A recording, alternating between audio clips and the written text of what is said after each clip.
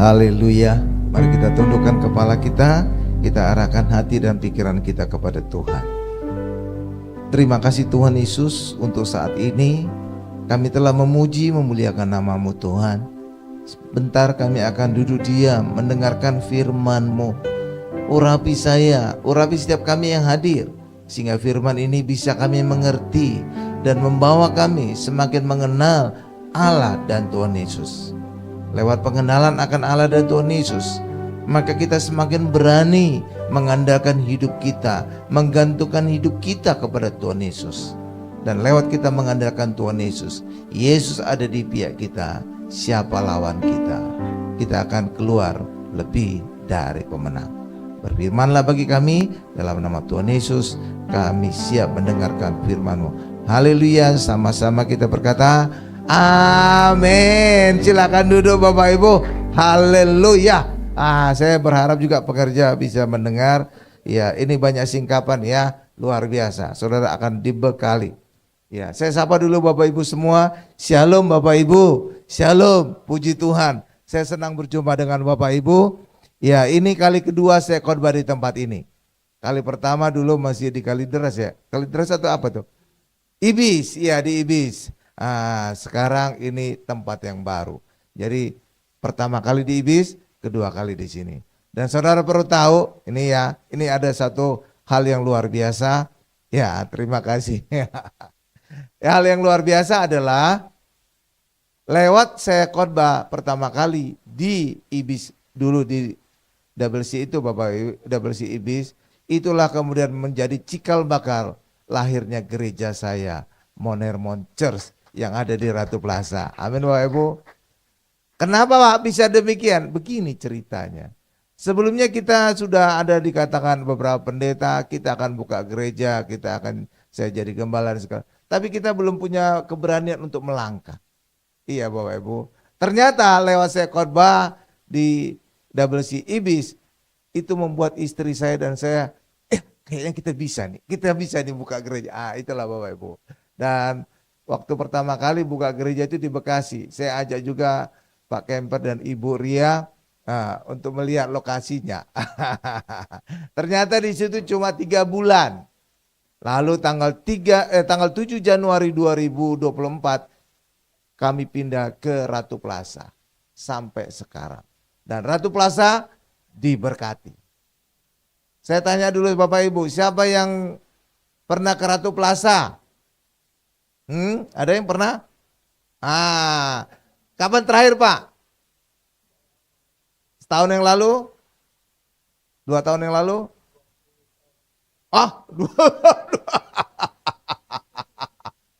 Enggak, kalau sekitar setahun yang lalu, Bapak Ibu melihat Ratu Plaza itu, maaf kata, tidur atau mati Bapak Ibu. Tapi sekarang kalau saudara datang ke Ratu Plaza, saudara akan kaget. Sudah pulih kembali seperti dulu. Ramai.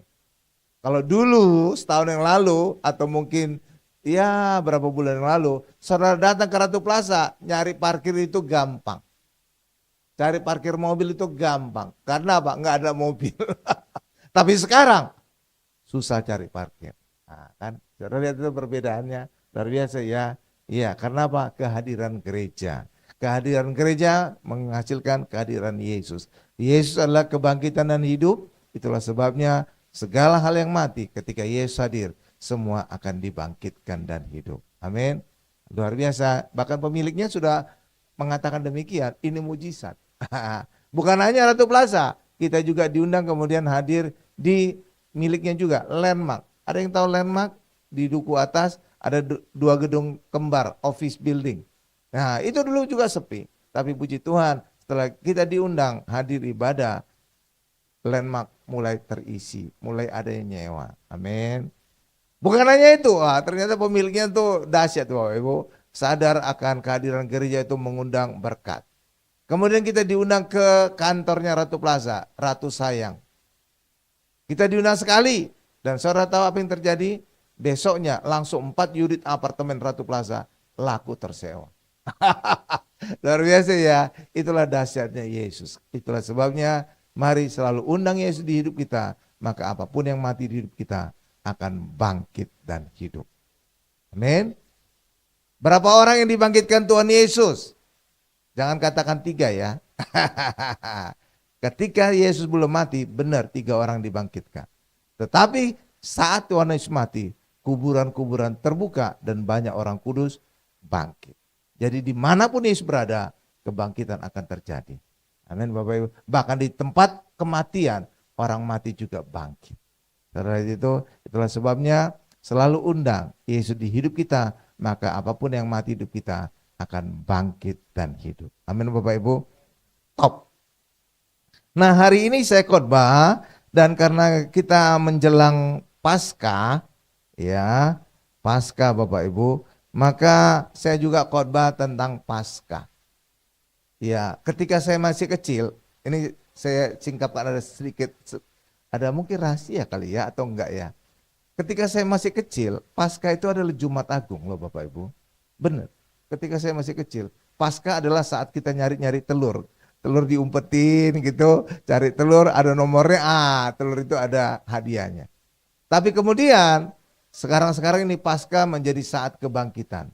Kenapa? Karena bapak-bapak gereja, ketua-ketua, ya pendeta-pendeta berpikiran, ayat ada berkata, kematian tanpa kebangkitan adalah sia-sia.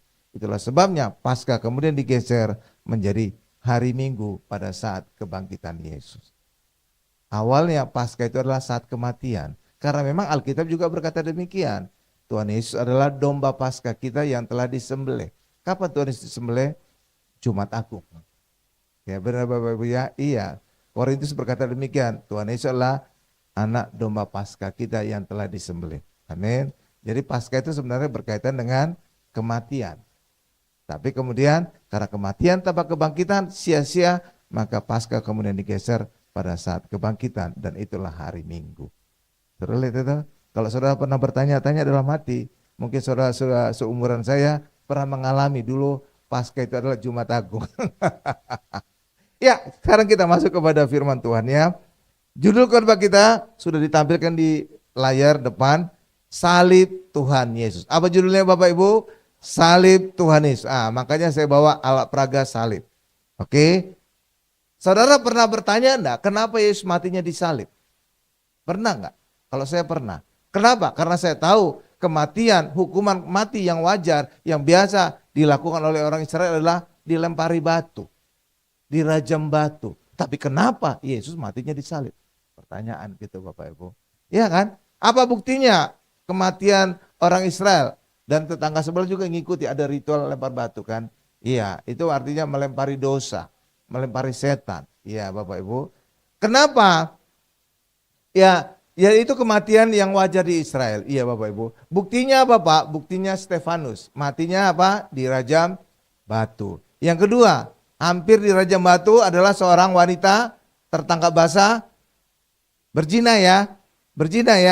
Tapi anehnya, saudara lihat ada keanehan. Saya ingin dorong kita orang Kristen kritis. Anehnya yang akan dirajam batu cuma perempuannya saja. Itu keanehan. Kenapa? Karena kalimat sebelumnya dikatakan tertangkap basah berzina. Kalau tertangkap basah berzina, lagi berzina dia ditangkap. Bukan sehari sebelumnya. Jadi kalau tertangkap basah berzina, harusnya ada cowok di situ. Betul Bapak Ibu ya? Harusnya ada cewek, cowok harus dirajam batu. Nyatanya cuma cewek aja. Jangan-jangan cowoknya itu ahli Taurat. Ingin menjebak Yesus. Karena mereka sangat benci kepada Yesus. Amin Bapak Ibu ya. Ya. Jadi kenapa Tuhan Yesus bukan dirajam batu matinya, tapi disalibkan? Saudara tahu kenapa? Karena kebencian imam-imam, ahli Taurat dan Farisi kepada Yesus. Mereka bukan saja ingin membunuh Tuhan Yesus, bahkan juga ingin membuat Yesus matinya terkutuk. Dan mereka tahu orang yang mati terkutuk adalah mati disalib. Itulah sebabnya mereka merubah hukuman mati dirajam batu menjadi Yesus disalibkan. Itu loh Bapak Ibu rahasianya.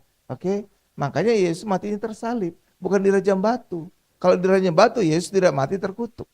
Oke, tapi dengan mati tersalib maka Yesus mati terkutuk. Dan lewat kematian Yesus terkutuk itu sebenarnya sesuai dengan rancangan Allah. Jadi niat jahat imam-imam ahli Taurat itu justru memenuhi rancangan Allah. Kenapa? Karena lewat Yesus mati tersalib, matinya terkutuk, Yesus bisa menebus umat Tuhan dari kutuk. Dan itulah di dalam Galatia 3 ayat 13. Coba dibuka, ditampilkan. Nah, haleluya. Ini Bapak Ibu, saya bacakan ya. Jadi tersalib itu adalah mati terkutuk. Kristus telah menebus kita dari kutuk hukum Taurat dengan jalan menjadi kutuk karena kita, sebab ada tertulis, terkutuklah orang yang digantung pada kayu salib. Jadi Yesus bisa menebus kita dari kutuk hukum Taurat dengan kematian tersalib. Seperti itu. Itulah sebabnya rancangan jahat imam-imam tadi justru itu memenuhi rancangan Allah. Karena tujuan Allah mengutus Yesus untuk menebus kita dari dosa dan kutuk. Oke Bapak Ibu ya, luar biasa kan? Jadi niat jahat orang bisa dibalikkan Allah Bapa untuk memenuhi rancangannya yang ajaib bagi kita. Luar biasa ya. Tetapi ada tetapinya lagi Bapak Ibu.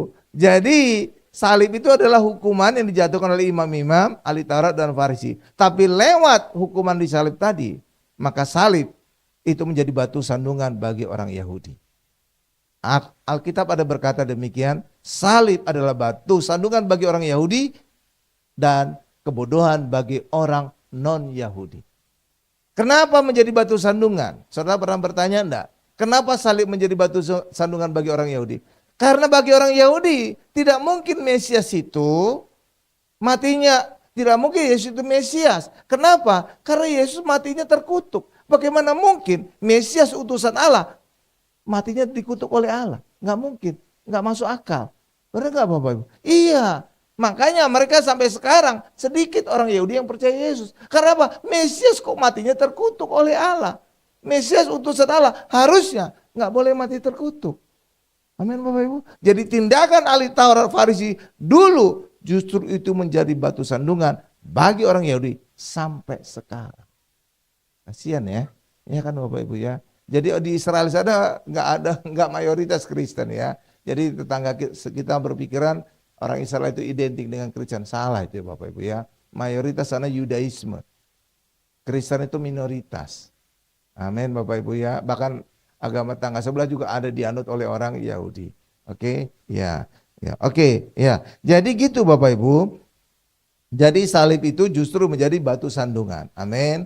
Ya kan? Kan secara logika juga kan kayaknya masuk akal juga sih. Masa Mesias matinya terkutuk? Benar nggak Bapak Ibu?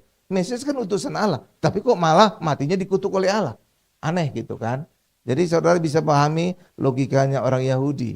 Kenapa sampai sekarang sedikit yang percaya? Kenapa? Nggak mungkin Mesias utusan Allah matinya terkutuk oleh Allah.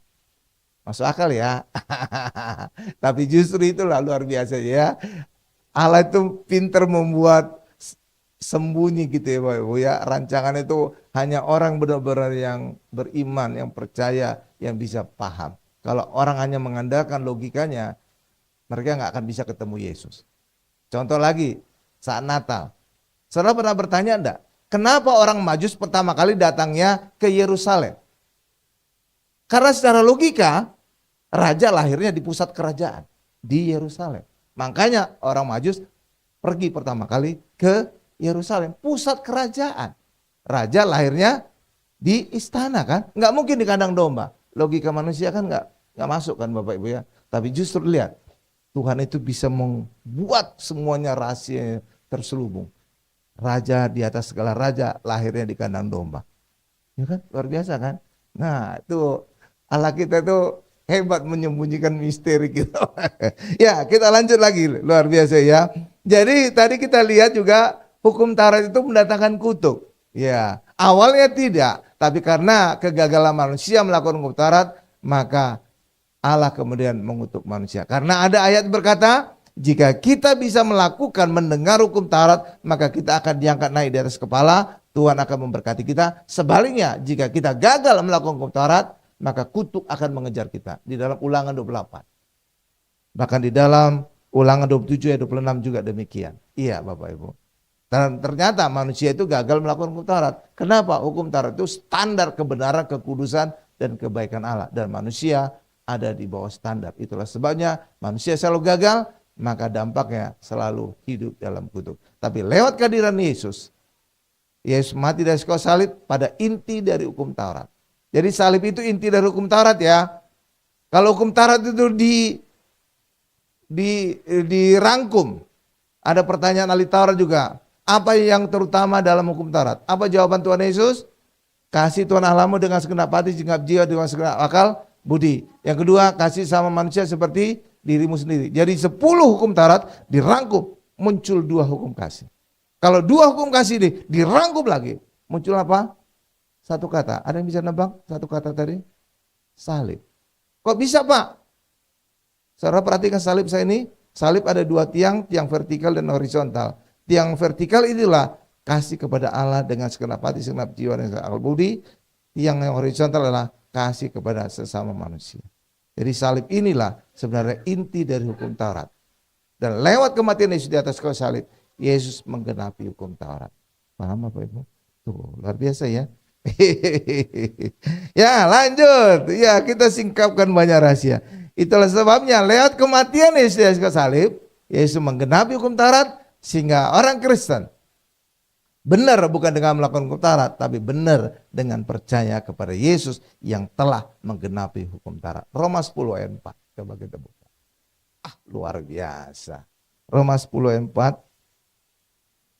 4. Ini dia. Saya bacakan ya. Sebab Kristus adalah kegenapan hukum Taurat, atau hukum Taurat telah digenapi oleh Yesus sehingga kebenaran diperoleh tiap-tiap orang yang percaya. Jadi kita dibenarkan karena percaya, bukan lagi dengan melakukan hukum Taurat. Tapi walaupun kita telah benar, kita tetap melakukan hukum Taurat. Tapi hukum Taurat bukan kita lakukan sebagai syarat, tapi hukum Taurat kita lakukan sebagai buah. Karena kita sudah benar. Kalau dalam perjanjian lama orang benar ketika bisa melakukan hukum Taurat. Tapi kita hari ini orang Kristen, kita benar lewat kita percaya kepada Yesus yang telah menggenapi hukum Taurat. Amin Bapak Ibu. Tapi hukum Taurat tetap kita lakukan itu sebagai buah. Orang Kristen tidak boleh mencuri, tidak boleh berzina, tidak. Tapi ketika kita lakukan itu bukan menjadi cara kita sudah benar. Kita sudah benar, tapi kita lakukan sebagai buah-buah karena kita telah benar di dalam Yesus. Amin Bapak Ibu. Top, gitu dia Bapak Ibu. Luar biasa ya. Kok bisa Pak? Hari ini kita benar dengan percaya Pak.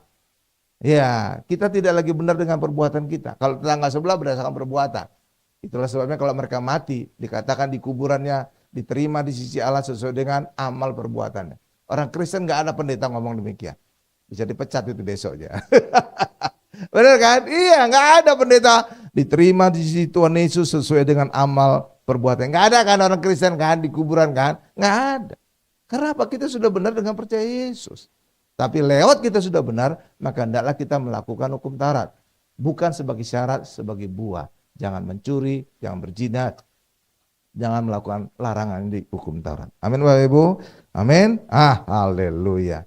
Kok bisa? Nah, pertanyaan berikutnya. Kalau saudara kritis, kok bisa Pak kita benar dengan percaya? Kok bukan dengan berbuat Pak? Nih saya tunjukkan perbandingan ya. Kalau saudara sedang makan di restoran, saudara pasti harus bayar. Benar nggak Bapak Ibu? Harus dong, kalau nggak benjol sama satpam saudara. Benar kan? Iya kan? Tapi ada satu kondisi saudara tidak harus bayar. Kalau di restoran itu ada orang yang kenal saudara atau sahabat saudara makan. Dia cepat-cepat makan, duluan selesai, di kasir, kemudian dia berkata, saya bayar makanan saya. Termasuk juga itu, yang orang ganteng di pojok itu, saya bayari makanannya. Wah, gitu loh Bapak Ibu. Ya kan? Nah, lalu dia tiba-tiba pergi, mungkin ada urusan. Dia nggak sempat ngomong kepada saudara. Lalu ketika tiba giliran saudara bayar, saudara ada 2 sikap. Ketika kasir berkata, Pak, tadi ada teman Bapak, sudah bayari makanan Bapak. Bapak nggak perlu bayar lagi. Sikap saudara apa? 2. Saudara percaya omongan kasir tadi, maka saudara bisa langsung keluar tanpa membayar, hanya percaya saja. Sedangkan yang kedua, sikap saudara, tumben ada orang baik bayarin makanan saya, jangan-jangan ini jebakan Batman. Gitu Bapak Ibu. Kalau saudara curiga demikian, nggak percaya, saudara pasti ngeluarkan dompet bayar.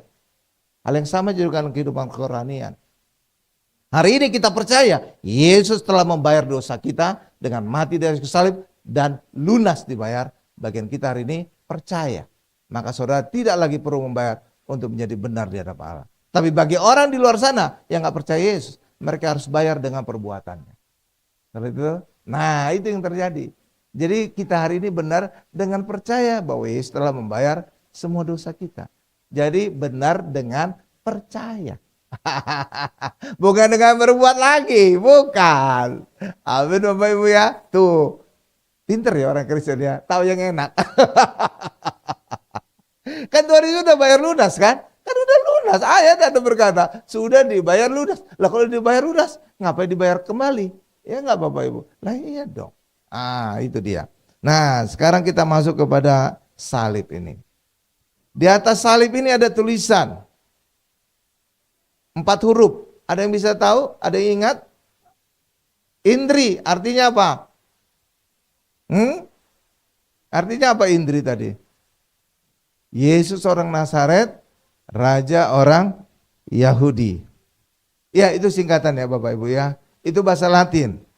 Ini saya bacakan bahasa Latinnya, mudah-mudahan nggak salah ucap. Yesus Nazarenus Rex Judaeum. Nah, itu bahasa Latinnya. Jadi singkatannya Indri. Oke, coba kita baca ayatnya. Yohanes 19 ayat 19 sampai 20. Haleluya. Yohanes 19.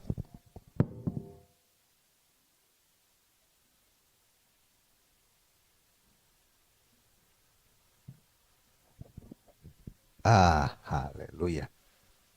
Nih saya bacakan ya Bapak Ibu ya, Yohanes 19 ayat 19 sampai dengan 20 ya. Di sini juga nanti saya akan jelaskan ada beberapa hal. Dan Pilatus menyuruh memasang juga tulisan di atas kayu salib itu bunyinya, Yesus orang Nazaret, Raja orang Yahudi. Ayat 20, banyak orang Yahudi yang membaca tulisan itu sebab tempat di mana Yesus disalibkan letaknya dekat kota. Dan kata-kata itu tertulis dalam bahasa Ibrani, satu. Yang kedua, bahasa Latin. Yang ketiga, bahasa Yunani. Sekarang lihat kepada saya. Saudara pernah bertanya lagi enggak? Kritis ya, kita baca Alkitab itu harus kritis. Kenapa 3 bahasa ini? Kenapa tidak bahasa lain? Bahasa Mandarin, bahasa Inggris, atau bahasa apa? Kenapa 3 bahasa ini? Iya, jadi saya ingin dorong kita orang Kristen yang kritis. Kenapa 3 bahasa? 1, kenapa bahasa Ibrani? Karena ini bahasanya orang Israel. Maka harus ada, karena itu disalibkan adalah Yesus orang Israel. Oke, jadi harus ada bahasa Ibrani. Yang kedua, kenapa ada bahasa Latin? Karena ini bahasanya orang Romawi. Saat itu Israel dijajah oleh orang Romawi. Oke. Yang ketiga, bahasa Yunani. Kenapa bahasa Yunani? Karena bahasa Yunani saat itu adalah bahasa internasional saat itu. Seperti sekarang bahasa Inggris. Bahasa Yunani itu banyak dipakai di kawasan itu. Oke Bapak Ibu ya. Iya, itulah sebabnya juga bahasa Perjanjian Baru ditulis dalam bahasa Yunani. Kalau Perjanjian Lama dalam bahasa Ibrani Bapak Ibu. Iya, karena pada saat itu yang populer bahasanya adalah bahasa Yunani. Itulah sebabnya 3 bahasa ini yang ditulis pada salib Tuhan Yesus. Amin Bapak Ibu. Ya. Lalu pertanyaan saudara, kenapa salib ditulis dalam bahasa Indri itu bahasa apa itu Bapak Ibu? Bahasa apa? Latin. Pertanyaannya, kenapa ditulisnya dalam bahasa Latin? Kok tidak bahasa Ibrani tulisnya? Kenapa di salib ditulisnya dalam bahasa Latin? Kenapa tidak bahasa Yunani? Nah, saya dorong kita menjadi orang Kristen Kristus. Baca Alkitab itu harus pertanyakan semuanya. Kalau perlu pendeta juga dipertanyakan. Pak Pendeta, kenapa ayatnya itu Pak? Kenapa ngomongnya itu Pak? Kenapa kesimpulan demikian? Saudara bisa kritis. Oke Bapak Ibu ya. Ya, Alkitab aja bisa dikritisasi. Apalagi pendeta, manusia bisa salah. Oke Bapak Ibu ya. Ya, kenapa? Kenapa bahasanya bahasa Latin? Indri tadi. Karena saat itu pusat gereja Roma sampai sekarang. Vatikan. Bahasanya apa? Latin. Makanya tulisannya Indri. Coba pusat gereja itu Indonesia. Bahasa Indonesia itu. Atau di Belanda, bahasa Belanda itu. Atau di Inggris, bahasa Inggris itu. Oke Bapak Ibu ya. Iya, itu. Makanya Indri itu bahasa Latin. Karena pusat gereja pernah di Roma sana, bahasa Latin mereka. Amin Bapak Ibu. Tapi sebenarnya bahasa Latin itu tidak punya makna. Indri ada maknanya? Oh enggak Pak, itu nama pendeta. Oh lain lagi itu ceritanya. Indri Gautama. Bukan itu, bukan. Ya, yang punya arti itu justru dalam bahasa Ibrani. Indri dalam bahasa Ibrani singkatannya apa? Saudara tahu apa? YHWH. Itu apa itu? Nama Allah itu. Yahweh. Yahweh nama Allah. Itulah bahasa Ibrani. Dan itu punya makna. Karena yang tersalib itu adalah anak Allah. Itulah sebabnya imam-imam kepala protes kepada Pilatus. Ganti tulisan itu. Ganti tulisan itu. Iya Bapak Ibu. Ganti menjadi aku berkata aku orang Nasir, raja orang Yahudi. Ketika diganti dengan itu maka tidak lagi singkatannya Yahweh. Sedangkan Yahweh itu bagi orang Yahudi sakral sekali. Pantang disebut. Apalagi disebut ditulis pada salib kematian yang terkutuk. Wih, ngeri sedap itu. Iya Bapak Ibu, makanya mereka protes. Coba ada tadi ayatnya protes. Yang tadi Yohanes 19 tadi, coba ayat 20, lagi 21. 21 ayat 21-nya coba tambah. Anak nih. Ini lihat protes imam-imam kepala. Maka kata imam-imam kepala orang Yahudi itu kepada Pilatus, jangan engkau menulis raja orang Yahudi, tetapi bahwa ia mengatakan, aku adalah raja orang Yahudi. Ketika tulisan dirubah, maka singkatannya tidak lagi Yahweh. Kalau Yahweh itu bagi mereka itu pantang. Itu nama Allah, nama sakral. Oke Bapak Ibu. Jadi luar biasa, ada kaitannya semua.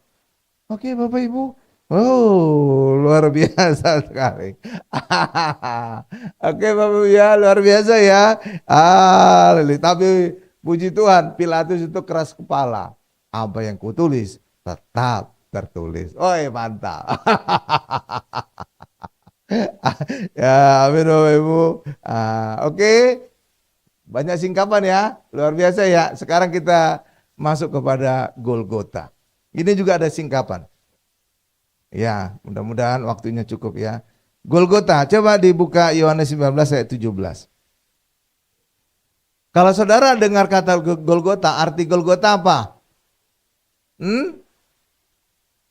Nah, kita baca ayatnya ya, supaya saudara mantap. Yohanes 19 ayat 17, sambil memikul salibnya, Yesus pergi keluar ke tempat yang bernama tempat tengkorak, dalam bahasa Ibrani Golgota. Kalau saudara baca Golgota artinya tempat tengkorak, artinya apa? Tempat tengkorak itu bisa punya banyak arti. Tempatnya mirip tengkorak. Oke. Atau yang kedua, arti kedua, tempat tengkorak mungkin di situ banyak tengkorak-tengkorak. Oke. Yang ketiga, di situ ada satu tengkorak. Kira-kira menurut saudara yang mana tiga tempat tengkorak ini yang punya arti? Yang tempat mirip tengkorak, tempat di mana banyak tengkorak-tengkorak, atau yang ketiga, tempat sebuah tengkorak. Kira-kira arti tempat tengkorak itu apa? Saudara, ya jawab aja. Ini bukan pertanyaan menjebak, enggak. Supaya saudara bisa terdorong. Iya ya, Golgota itu artinya apa sih? Tempat tengkorak itu artinya apa? Tempat yang mirip tengkorak, atau tempat banyak tengkorak-tengkorak, atau tempat sebuah tengkorak. Gitu loh Bapak Ibu. Karena nih saya kasih tahu ya. Di Israel sana Golgota itu bukan cuma satu. Kok bisa? Iya, dua. Dua Bapak Ibu. Golgota itu ada dua. Kok bisa dua Pak? Iya. Kalau agama Katolik, Golgota itu adalah ujung dari Via Dolorosa. Ya, itu Golgotanya versi Katolik. Ya, oke. Sedangkan versi Protestan, ini namanya dari Protestan itu suka protes itu. Iya dong. Protestan itu tempatnya itu di Garden Tomb, taman kuburan. Nah, jadi ada dua ya, Golgota di Israel. Satu ujung dari Via Dolorosa, ini versi Katolik. Satu lagi versi Protestan, itu ada di Garden Tomb. Nah, kalau ujung dari Via Dolorosa tadi versi Katolik itu ya benar, ada gereja besar di situ, ya Holy Sepulchre gitu, makam kudus. Sedangkan versi Protestan itu nggak ada gereja, taman aja di situ. Tapi menurut saya pribadi, nggak tahu orang lain, terserah orang lain ya. Ya, pokoknya orang Kristen itu nggak perlu debat ya. Iman kita beda-beda, nggak perlu berdebat. Ya, pokoknya imanmu imanmu, imanku imanku. Gitu aja Bapak Ibu. Gampang ya, nggak perlu debat orang Kristen. Ya, ya. Di versi Protestan itu ada taman. Nah di taman itu ada dinding batunya dan itu mirip tengkorak. Ya, itu ditemukan oleh Jenderal Inggris namanya Gordon. Pada saat pertama kali Inggris masuk ke Yerusalem mengalahkan kerajaan Ottoman, direbut Yerusalem, di situ jenderal itu melihat garden tadi temboknya, dindingnya mirip tengkorak. Benar mirip tengkorak. Saudara lihat aja di internet lah gambar Garden Tomb. Nah, itu ada temboknya mirip tengkoraknya. Nanti lihat di internet ya. Ya, tugas ya, besok ujian. Oke ya, ya. Lalu arti yang berikutnya, tempat banyak tengkorak. Nah, lalu arti berikutnya, tempat sebuah tengkorak. Nah, bagaimana mana yang benar Pak kira-kira? Coba kita sekarang buka versi bahasa Inggris. Nah, di situ lebih tajam. Bukan tempat tengkorak, tapi tempat sebuah tengkorak. The place of a skull. Ini King James atau King James terserah. Bisa diarsir itunya the place of a skull. Gak bisa ya? Oke, oke. Nah, ini saya tunjukkan. Saudara bisa baca the place of skull-nya? Saudara bisa lihat? Ah? Kayaknya saya harus keluarkan senjata rahasia nih. Saudara tahu ini apa nih? Ini garuk-garuk saya, bisa dipanjangin. Jadi bisa. Nih saudara lihat ini, the place of skull. Jadi tempat sebuah tengkorak.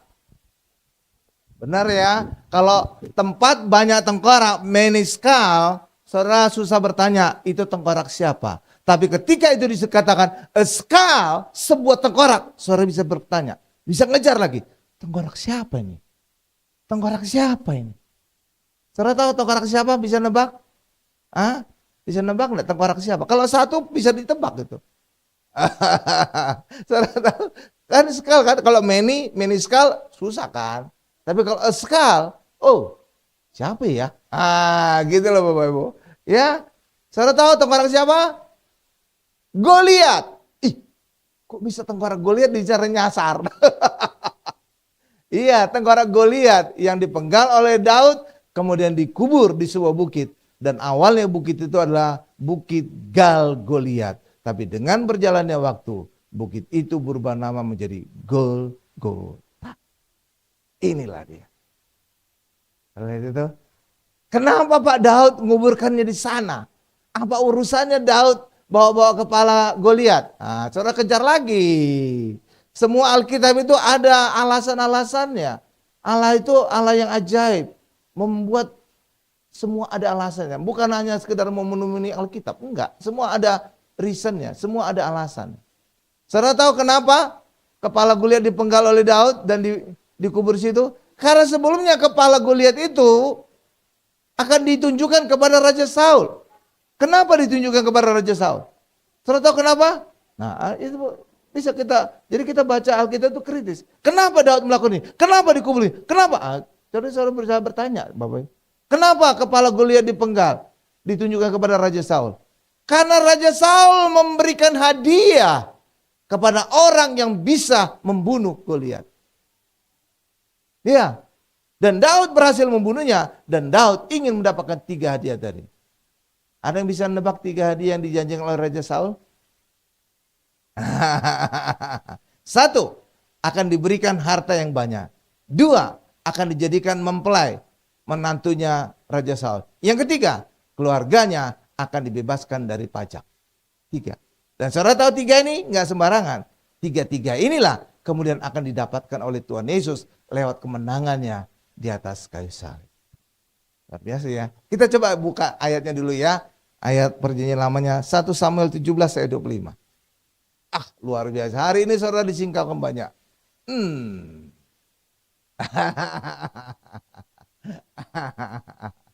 Luar biasa ya. Luar biasa. Kalau saudara menyelidiki Alkitab, ketemu suatu singkapan, wih, saudara kayak ketemu harta karun loh Bapak Ibu. Benar. Ih, ini tuh maknanya. Wih, ya gitu loh Bapak Ibu. Iya. Oke, nih 1 Samuel 17 ayat 25 ya. Saya bacakan ya. Ini ya, 3 hadiah yang dijanjikan oleh Raja Saul. Berkatalah orang-orang Israel itu, sudahkah kamu lihat orang yang maju itu, sesungguhnya ia maju untuk mencemoohkan orang Israel. Orang yang mengalahkan dia akan dianugerahi raja, kekayaan yang besar. 1. Raja akan memberikan anak yang perempuan atau jadi mempelai. Oke? Ada perempuan kepadanya. Yang ketiga, kaum keluarganya akan dibebaskan dari pajak di Israel. 3. Pertama tadi, harta yang banyak. Yang kedua, dijadikan mempelai. Ketiga, keluarganya dibebaskan dari pajak. Benar Bapak Ibu? Kalau itu 3 ya. Itulah sebabnya Daud ingin mendapatkan dia tadi. Maka harus menunjukkan bukti bahwa dia telah mengalahkan Goliat. Maka kepala Goliat lah yang dibawa ditujukan kepada Raja Saul. Nih raja, aku telah mengalahkan Goliat. Kamu menjadikan sop ikan Batam, silakan saja. Sop ikan Batam enak banget loh Bapak Ibu. Saudara coba deh. Jangan kepala Goliat ya. Itu mah jijai ya. Jijai. Kepala Goliat gede banget karena raksasa dia kan. Iya, ya. Jadi 3 ya. Hadiah yang didapatkan Tuhan Yesus juga 3. Pertama tadi apa? Harta yang banyak ya. Apa didapatkan Yesus? Harta banyak ini. Gambaran apa? Segala kuasa di surga dan di bumi diberikan kepada Tuhan Yesus. 1. Seperti itu.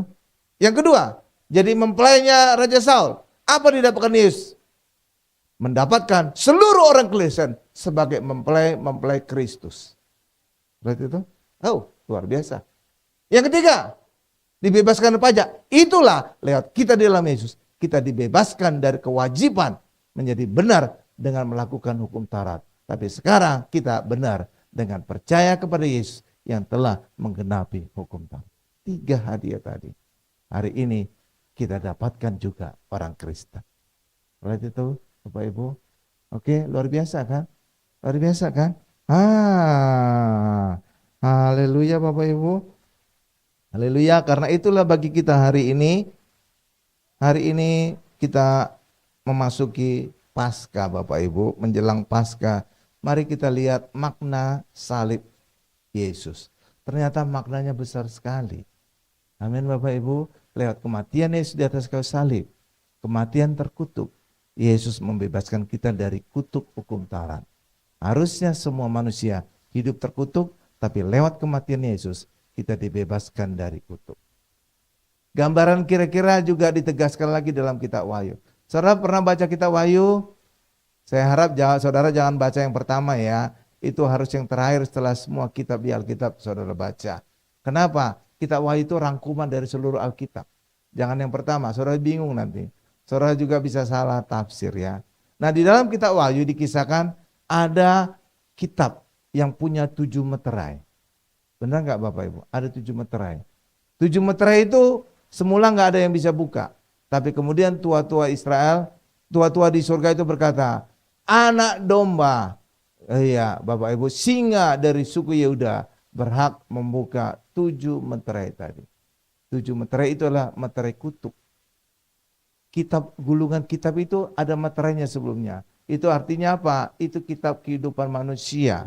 Ada 7 meterai kutuk. Jadi sebelumnya manusia hidup di dalam kutuk. Tapi Yesus membuka ke-7 meterai tadi. Sehingga apa? Kitabnya menjadi terbuka. Itulah sebabnya orang Kristen disebut kitab Kristus yang terbuka. Kitab Kristus terbuka artinya apa? Artinya hari ini orang Kristen bebas dari kutuk. Enggak ada lagi meterai kutuk di hidup kita. Amin Bapak Ibu. Itu artinya. Jadi bukan yang lain-lain. Karena banyak di luar sana mengartikan kitab Kristus yang terbuka itu macam-macam. Tapi saya ingin katakan kitab Kristus yang terbuka artinya semula kitab kehidupan kita penuh dengan kutuk, 7 kutuk. Tapi ketika Yesus membuka meterai-meterai tadi, maka gulungan kitab itu terbuka. Makanya orang Kristen disebut kitab Kristus yang terbuka. Orang Kristen hidupnya bebas dari kutuk. Amin Bapak Ibu. Amin. Hari ini mari kita akan menjelang Paskah, kita hidupi, kita hayati makna salib Kristus bagi hidup kita, bahwa hari ini kita telah dibebaskan dari kutuk. Demikian juga Golgota, tempat kepala Goliat dikuburkan Daud. Untuk Daud mendapatkan 3 hadiah dari Raja Saul. Tapi 3 hadiah tadi menjadi gambaran 3 hadiah untuk kemenangan Yesus. Dan hari ini kita dalam Yesus juga menang. Maka 3 hadiah yang didapatkan oleh Daud juga 3 hadiah yang orang Kristen dapatkan. Amin Bapak Ibu, kita tundukkan kepala kita. Terima kasih Tuhan Yesus untuk firman-Mu hari ini. Setiap kami hari ini diajar secara luar biasa tentang salib Tuhan Yesus. Terima kasih Tuhan, firman ini agar menjadi berakar, menjadi rema di dalam kehidupan kami, menjadi penerang di dalam kehidupan kami, sehingga setiap langkah hidup kami hidup di dalam terang. Terima kasih Tuhan, dalam nama Yesus kami berdoa dan mengucap syukur. Haleluya, sama-sama berkata amin.